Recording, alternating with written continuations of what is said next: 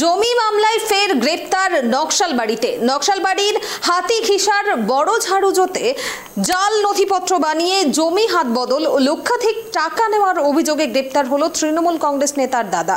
ধৃতের নাম সুশীল ঘোষ, নকশালবাড়ি ব্লক তৃণমূল কংগ্রেসের সহ সভাপতি সুনীল ঘোষের দাদা। এর আগেও 17 ডিসেম্বর 2022 সালে আদিবাসী জমি বিক্রির অভিযোগে গ্রেপ্তার হন এই সুশীল ঘোষ। 2022 সালে গ্রেপ্তারের পর ধৃত জামিন পেলেও জমি সংক্রান্ত বিভিন্ন অভিযোগে ধৃতের খোঁজ করছিল পুলিশ। অতঃপর গতকাল ধৃতকে গ্রেপ্তার করে পুলিশ। ধৃতকে আজ শিলিগুড়ি মহকুমা আদালতে তুলে রিমান্ডে নিয়ে গোটা ঘটনার তদন্তে নামবে পুলিশ। আমরা এই বিষয়ে বিস্তারিত জানবো। টেলিফোন লাইনে রয়েছেন ট্রাইব টিভির প্রতিনিধি ঋষি। জমি মামলায় ফের গ্রেপ্তারি নকশালবাড়িতে, কি জানা যাচ্ছে এই ঘটনার বিষয়ে? বিস্তারিত জানাও আমাদের। তোমাকে জানিয়ে দিই যে বেশ কিছুদিন আগেই কিন্তু এক তৃণমূল কংগ্রেসের যে কর্মাধ্যক্ষ রয়েছেন, পঞ্চায়েত সমিতির কর্মাধ্যক্ষ, তাকে কিন্তু গ্রেপ্তার করা হয়েছিল। তারপরে কিন্তু তাকে রিমান্ডে নিয়ে কিন্তু তার কিন্তু এখন জেল হেফাজতে রয়েছে। তবে মুখ্যমন্ত্রী নির্দেশের পরে একের পর এক কিন্তু তৃণমূলের তাপুটের নেতাদের কিন্তু গ্রেপ্তার করা হয়েছে জমি সংক্রান্ত বিষয়ে।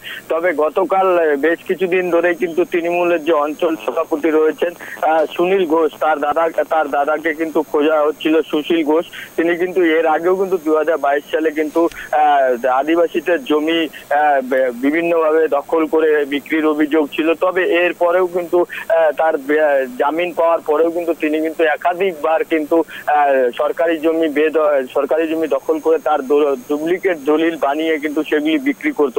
সেই অভিযোগের ভিত্তিতে কিন্তু বহুদিন ধরে কিন্তু নকশালবাড়ি থানার পুলিশ কিন্তু তাকে খোঁজার চেষ্টা করছিল। অবশেষে কিন্তু গতকাল রাতেই কিন্তু তাকে গ্রেপ্তার করা হয়।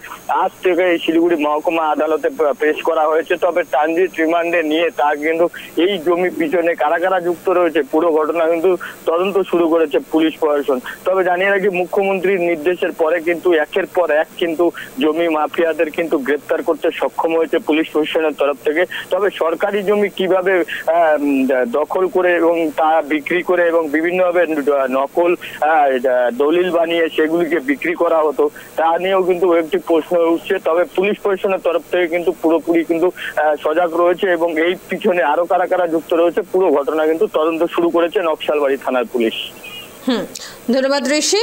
আপনাদের আবারও একবার জানিয়ে রাখবো, জমি মামলায় ফের গ্রেপ্তার নকশালবাড়ির হাতিঘিসার বড় ঝাড়ুজোতে জাল নথিপত্র বানিয়ে জমি হাত বদল ও লক্ষাধিক টাকা নেওয়ার অভিযোগে গ্রেপ্তার হয়েছেন তৃণমূল কংগ্রেস নেতার দাদা।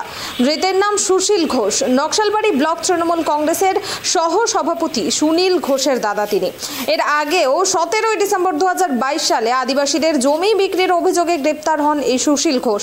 2022 সালে গ্রেপ্তারের পর ধৃত জামিন পেলেও জমি সংক্রান্ত বিভিন্ন অভিযোগে ধৃতের খোঁজ করছিল পুলিশ। অতঃপর গতকাল ধৃতকে আবারও গ্রেপ্তার করে পুলিশ এবং আজ তাকে শিলিগুড়ি মহকুমা আদালতে তুলে রিমান্ডে নিয়ে গোটা ঘটনার তদন্ত করবে পুলিশ।